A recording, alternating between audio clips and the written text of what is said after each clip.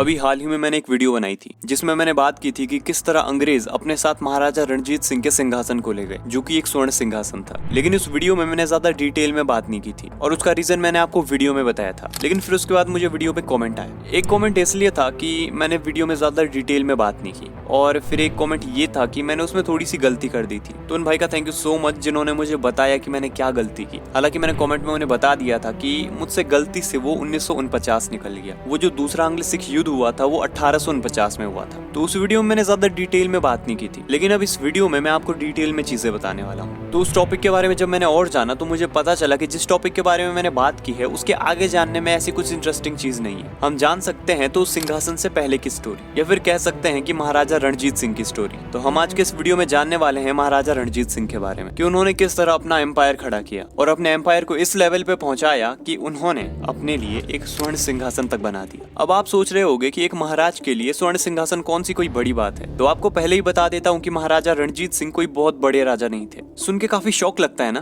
क्योंकि नाम में तो यही सुनने में आता है कि महाराजा रणजीत सिंह पंजाब के राजा। अब आपको एक और बात बताता हूँ, वो पंजाब के राजा थे, लेकिन ये कंफ्यूजन मैं आपको आगे क्लियर करूंगा, जिसके लिए आपको वीडियो पूरा देखना पड़ेगा। 13 नवंबर 1780 को महाराजा रणजीत सिंह का जन्म होता है गुजरांवाला में। महाराजा रणजीत सिंह कई सेंचुरीज में पहले राजा थे जिन्होंने पश्तून या फिर अफगान कह लीजिए उन्हें हार का स्वाद चखाया। एक टाइम वो था जब हमारे भारत में अफगान ही हर लड़ाई को जीत रहे थे, लेकिन महाराजा रणजीत सिंह के आने के बाद अफगानों को भी अपना रुख अपनी मदरलैंड की ओर मोड़ना पड़ा। तो चलिए आज के इस वीडियो में हम जानने वाले हैं महाराजा रणजीत सिंह के बारे में एक डिटेल्ड स्टोरी। सो हे फ्रेंड्स, स्वागत है आपका मेरे चैनल वन क्लिक हिस्ट्री पे एक और न्यू वीडियो के साथ में। तो आज के इस वीडियो का टॉपिक है द स्टोरी अबाउट महाराजा रणजीत सिंह। तो चलिए आज के वीडियो को शुरू करते हैं।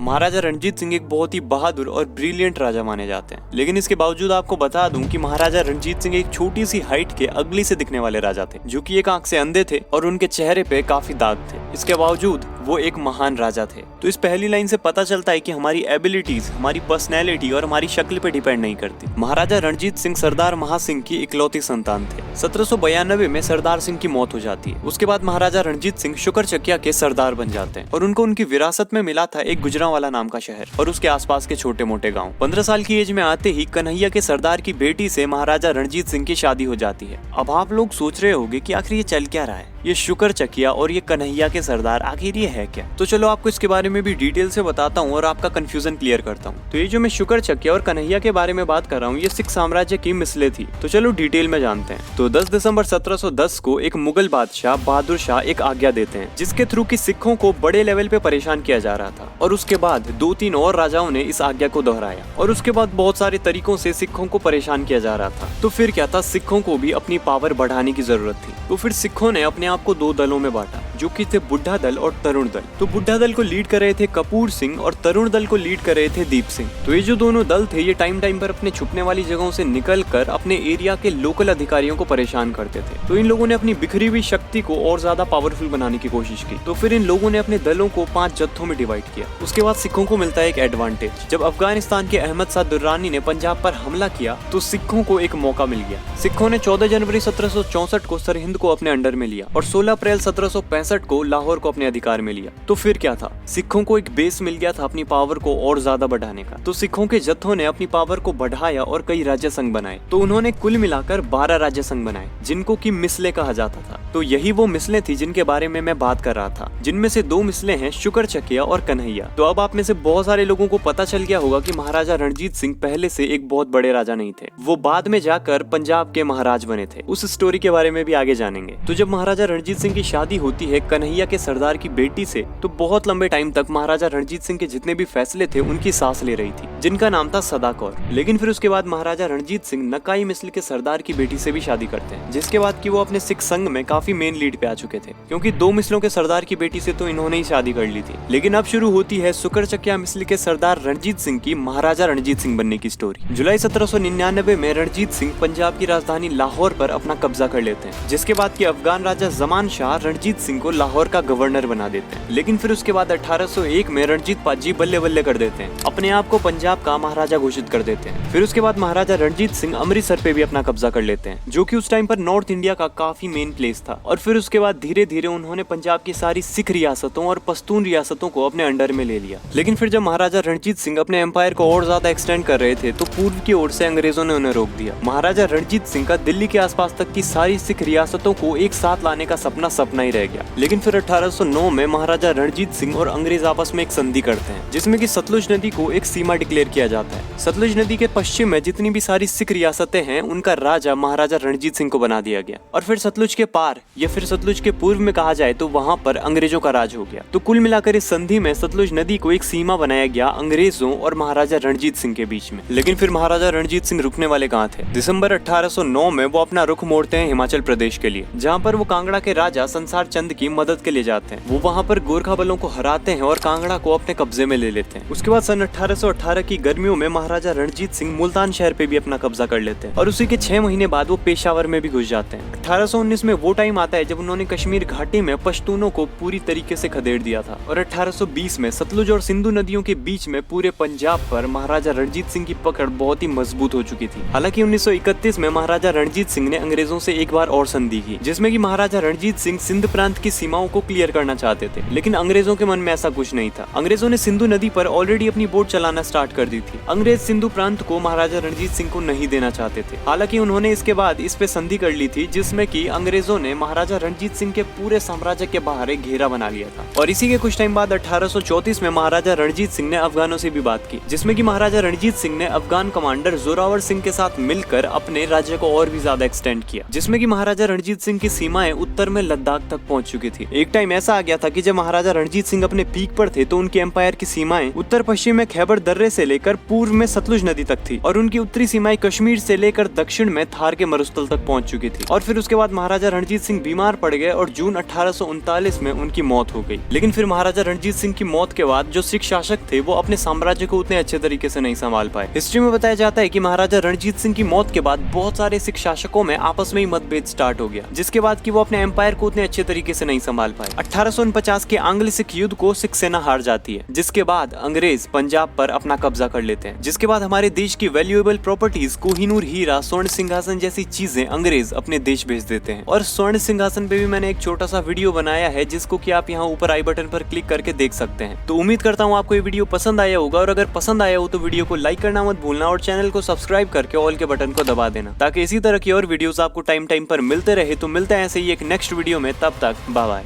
जय हिंद। वीडियो कैसा लगा कमेंट में जरूर बताना।